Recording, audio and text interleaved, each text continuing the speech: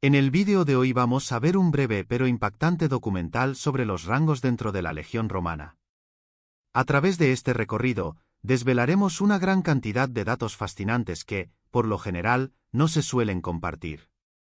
El siguiente vídeo se centrará en explicar los roles y, sobre todo, los diferentes rangos dentro de la Legión. Comenzaremos por el nivel más bajo y avanzaremos gradualmente para explorar los rangos y roles dentro de la Legión Romana. Dado que la historia militar de Roma abarca varios siglos y ha experimentado numerosas transformaciones, es necesario simplificar. Primero, realizaremos una simplificación, y luego nos enfocaremos en la Legión Republicana y la Alto Imperial, utilizando estas como nuestro principal punto de referencia. En cuanto al periodo del Imperio Romano tardío, haremos un documental aparte. Así que, iniciemos este viaje. Primero, hablemos de los llamados tirones. ¿Quiénes eran los tirones? Eran los nuevos reclutas, aquellos que recién ingresaban al ejército romano. Para unirse, debían tener al menos 17 años, lo que significaba que ya debían haber alcanzado la edad adulta, representada por la toga viriles. Además, debían someterse a un entrenamiento inicial. Los tirones realizaban las tareas más humildes, y este era claramente el primer escalón dentro del ejército. Una vez que dejaban de ser tirones, pasaban a ser verdaderos legionarios romanos. El legionario romano se puede definir como un soldado de infantería que representaba la verdadera esencia de la legión. Era un combatiente capaz de marchar durante decenas de kilómetros, construir campamentos, luchar con habilidad y cumplir rigurosamente las órdenes de sus generales, aunque también poseía un notable espíritu de iniciativa. Esto lo convertía en un soldado muy completo, con una formación bastante sólida, capaz de adaptarse a cualquier situación que enfrentara su contingente. Para ser legionario romano, era indispensable ser ciudadano romano, no se permitía la participación de no ciudadanos en este rol. Aquellos que no eran ciudadanos, en su lugar, podían servir como auxiliares en el ejército romano. Después de varios años de servicio, podían obtener la ciudadanía como recompensa al final de su carrera, algo que ocurría especialmente durante las épocas republicana y alto imperial. El legionario romano es, sin duda, el epítome de la excelencia militar. Pero si ascendemos un peldaño más, encontramos a los llamados immunes. ¿Quiénes eran estos immunes? Se trataba de legionarios que habían recibido un entrenamiento especial, una formación adicional que les confería habilidades superiores.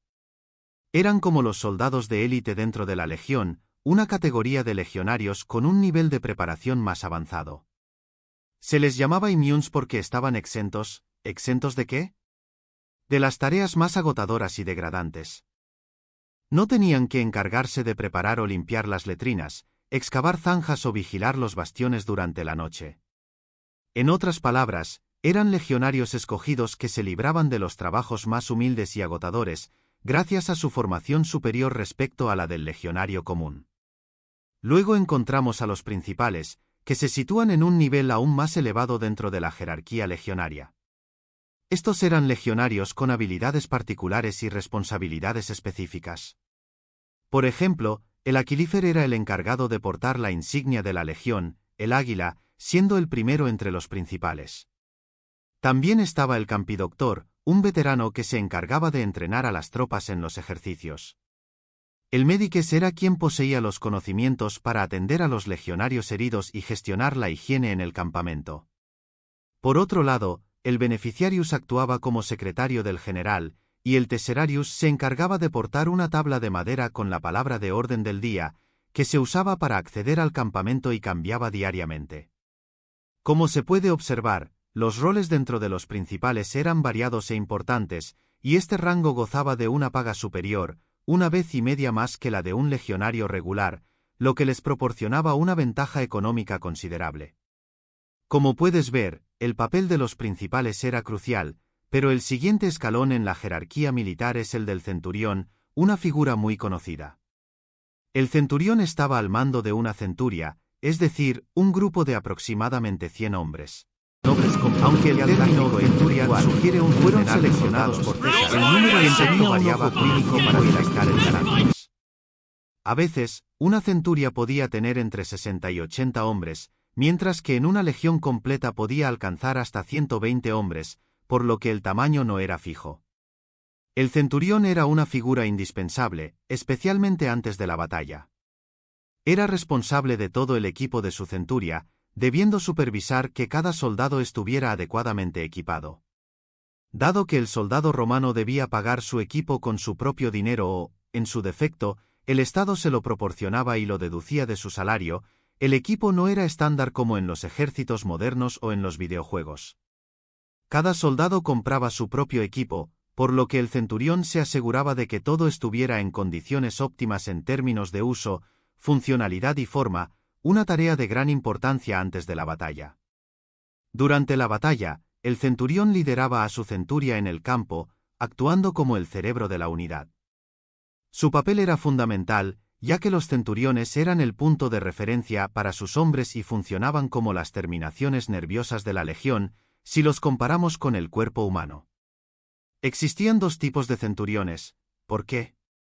Porque dos centurias formaban un manípulo. El centurión al frente del manípulo era el más veterano, mientras que el centurión que iba detrás era más joven. De esta manera, los centuriones tenían grados de antigüedad que reflejaban su experiencia y determinaban su posición en el campo de batalla. Avanzando un paso más, seguimos hablando de los centuriones, pero en este caso del primus pilus. Pero, ¿qué significa primus pilus? Literalmente, y primera jabalina, y se refiere al centurión de mayor rango entre todos los centuriones, el primero entre ellos. Este primus pilus, también conocido como primipilus, era una figura de vital importancia. Actuaba como el centurión principal, responsable no solo del comportamiento de la legión en el campo de batalla, sino también de la moral y la fatiga de los soldados, de entender sus intenciones, y de cómo se transmitían las órdenes antes y después del combate. Era un verdadero veterano, con un papel insustituible.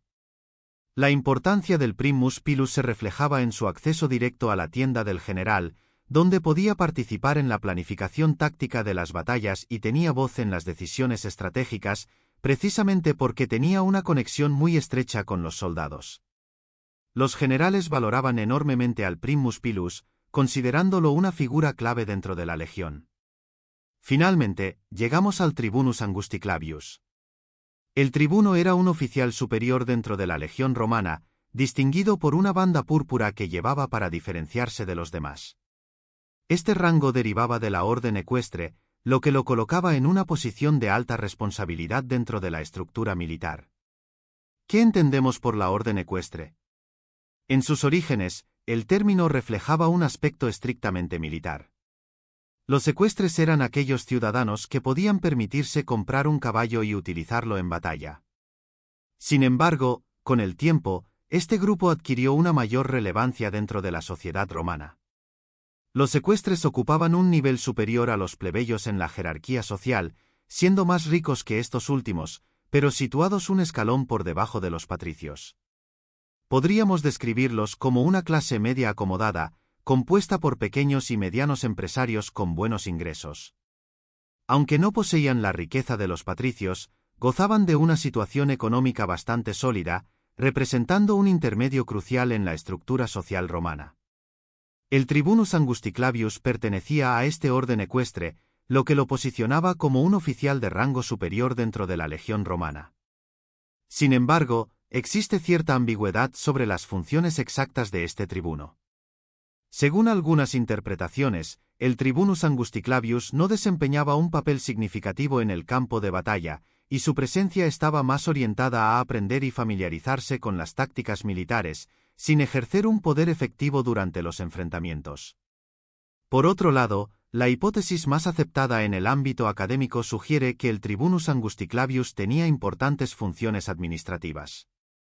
Estas podrían incluir la organización de los pagos a los legionarios, la gestión de las cuentas y gastos de la legión, la supervisión de los permisos de los soldados, y la coordinación de las operaciones para la construcción del campamento. Además, podría tener un papel en la resolución de disputas menores dentro del campamento. En resumen, aunque no fuera un líder en el campo de batalla, el tribunus angusticlavius desempeñaba un rol administrativo crucial dentro de la legión.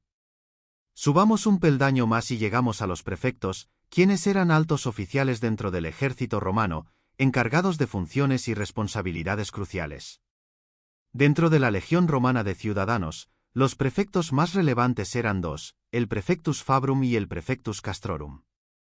El prefectus fabrum desempeñaba un papel vital, ya que supervisaba a una amplia gama de especialistas responsables de la construcción de edificaciones, como torres de asedio y otras máquinas de guerra.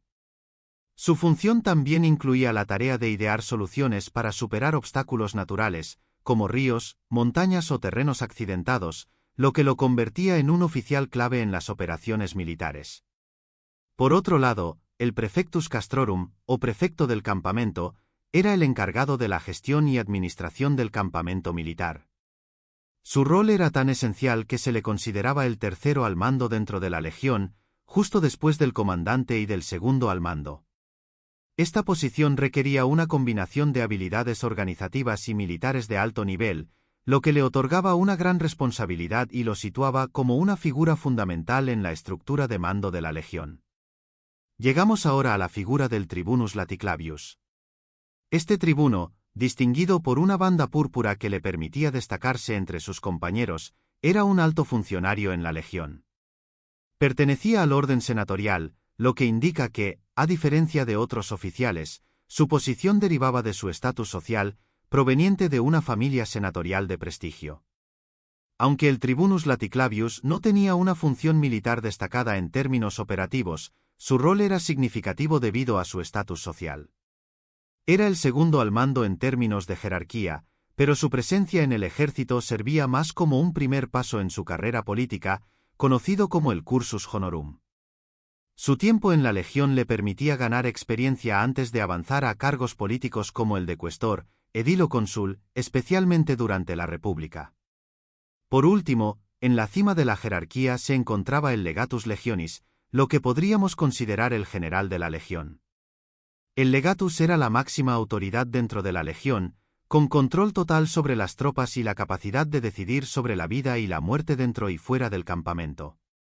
Era responsable de todas las tácticas y decisiones cruciales, teniendo la última palabra en todas las operaciones.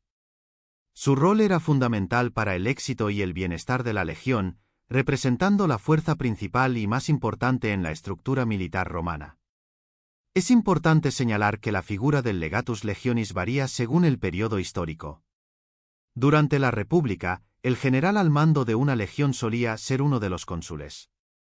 Las legiones, denominadas legiones consulares, eran dirigidas alternativamente por los dos cónsules. Este mando alterno permitía que uno de los cónsules asumiera el liderazgo un día y el otro al siguiente, aunque las decisiones también dependían de las necesidades militares específicas del momento. En contraste, durante el imperio, el emperador era la máxima autoridad militar. Aunque en ocasiones el emperador dirigía personalmente las legiones, cuando no lo hacía, el legatus actuaba como su representante. En este contexto, el legatus tenía el poder de mando total sobre las legiones, pero en nombre del emperador. Aunque el legatus recibía recompensas por las victorias, el triunfo se atribuía oficialmente al emperador, ya que el legatus representaba el poder imperial en el campo de batalla. Esta distinción entre el periodo republicano y el imperial ilustra cómo la estructura de mando en las legiones romanas evolucionó con el tiempo. Esta explicación simplificada de los grados dentro de la legión romana proporciona una visión general, y en el futuro, podríamos profundizar más en otros aspectos de la organización militar romana en documentales adicionales. Esperamos que esta información haya sido de interés. Y con esto finalizamos este vídeo, amigos, nos vemos en el próximo.